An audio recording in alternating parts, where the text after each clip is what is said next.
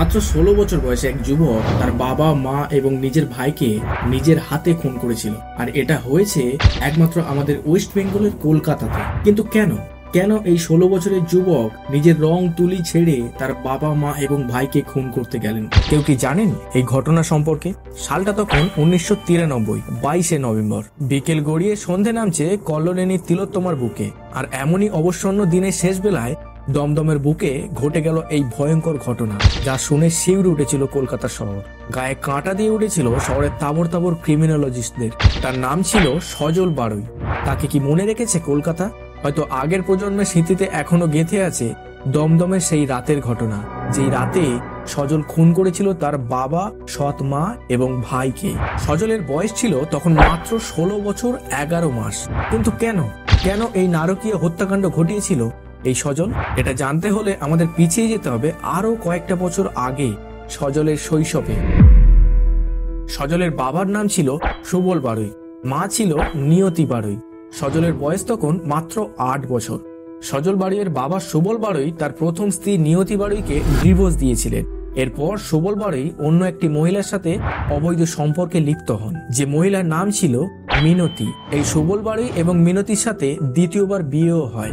কয়েক বছর পর সুবল বাড়ুই তার প্রথম স্ত্রী নিয়তি বাড়ুইয়ের কাছে এসে সজলকে তার সঙ্গে নিয়ে চলে যায়। এরপর সেই 8 বছর বয়স থেকে সজল আর তার মাকে কখনো নিজের চোখে দেখেনি। রীতিমতো তার দ্বিতীয় স্ত্রী মিনতির একটা পুত্র সন্তান হয়। আর এর ঠিক পরেই শুরু হয় সজলের উপর অকথ্য অত্যাচার, যে অত্যাচার সজলের শৈশবকে কেড়ে নিয়েছিল। কখনো কখনো তাকে জ্বলন্ত সিগারেট এবং তপ্ত লোহার ছ্যাঁকাও দেয়া হতো।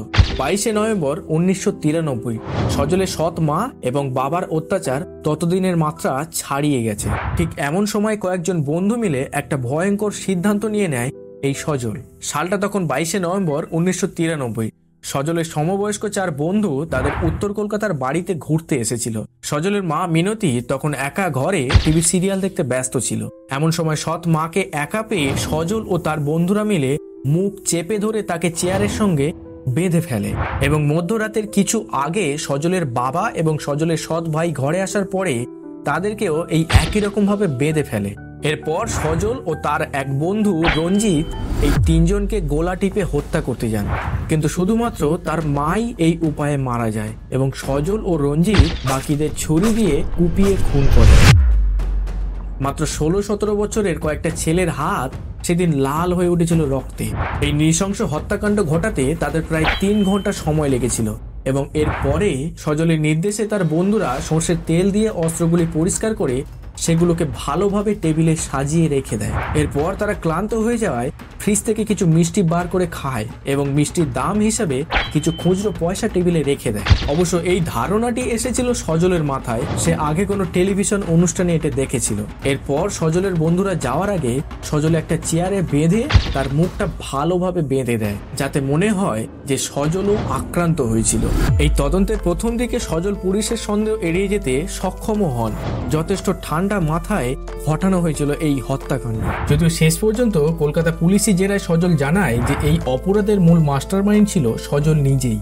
এছাড়াও সজলকে বাঁধা অবস্থায় তার শরীরের কোনো আঘাত বা কোনো মারামারির চিহ্ন পাওয়া যায়নি এবং শেষমেশ সজলের এই সুন্দর প্ল্যান ব্যর্থ হয়েছিল। কোর্টের জজ সাহেব এই ঘটনাকে রেয়ার অব দ্য রেয়ার বলে মনে করেছিলেন, যার জন্য মৃত্যুদণ্ডের রায় দেন সজল এবং তার বন্ধুদের। কিন্তু অদ্ভুত বিষয় হলো সজল এবং তার বন্ধুদের মধ্যে কোনো রকম অনুশোচনা মাত্র দেখতে পাওয়া যায়নি। তারা রীতিমতো হাততালি দিয়ে স্বাগত জানিয়েছিল আদালতের এই রায়কে। যদিও পরবর্তী সময় মৃত্যুদণ্ডের এই রায়কে পরিবর্তন করা হয় এবং তাদেরকে যাবজ্জীবন কারাদণ্ডের আদেশ দেওয়া হয়। অবশ্য এখানেই শেষ হয়ে যেতে পারত এই সজল বাড়ুইয়ের গল্প। জেলের অন্ধকার কুঠুরিতেই হয়তো কেটে যেতে পারত সজলের ভবিষ্যৎ জীবনের দিনগুলো, কিন্তু এর পরেও আরো একবার অপরাধ জগতের অন্ধকারে দিক ভুল করে চলে এলো এই সজল। আলিপুর জেলে থাকাকালীন শারীরিক অসুস্থতার অজুহাত দেখিয়ে সজল ভর্তি হয় ন্যাশনাল মেডিকেল কলেজে। তারপর সেখান থেকে পালিয়ে যায় সজল। পালানোর রাতে সজল একটি বিয়ার পার্টির আয়োজন করেছিল এবং সেখানে নিযুক্ত 2 পুলিশ কনস্টেবলকে নিমন্ত্রণ করেছিল। তারা সজলের উদ্দেশ্য ধরতেই পারেনি। নিজের প্রেমিকার থেকে গোপনে আনা বিয়ারে ঘুমের ওষুধ মিশিয়ে এই 2 কনস্টেবলকে খাইয়ে ঘুম পাড়িয়ে দেয়। তারপর সকলের অলক্ষ্যে হাসপাতাল থেকে পালিয়ে যায় সজল। সালটা ছিল 2001। সজল ডিরেক্ট চলে আসে মুম্বাইতে তারপর দমদমে সেই ছোট্ট ছেলেটা ধীরে ধীরে হয়ে উঠল সমগ্র মুম্বাইয়ের ত্রাস। একের পর এক ডাকাতির ঘটনায় নাম জোড়াতে থাকলো এই সজলের। মুম্বাই পুলিশ যখন তন্ন তন্ন করে খুঁজে বেড়াচ্ছে সজলকে, ঠিক সেই সময় সজলের মনে শুরু হলো বসন্ত দিনের আনাগোনা। মুম্বাইয়ের বাণিজ্য নগরীর বুকে সজলের পরিচয় হলো সিল্কি নামের এক মহিলার সঙ্গে। এরপর তারা প্রেম থেকে বিয়ে করে নেয়। তখন সজল মুম্বাই পুলিশের টপ লিস্টে ঘোরাঘুরি করছিল। সজল বারংবার নাম পরিবর্তন করতে শুরু করেছে। কখনো সজল নাম পরিবর্তন করে কমল হয়ে ওঠে এবং কখনো বা শেখ রাজু।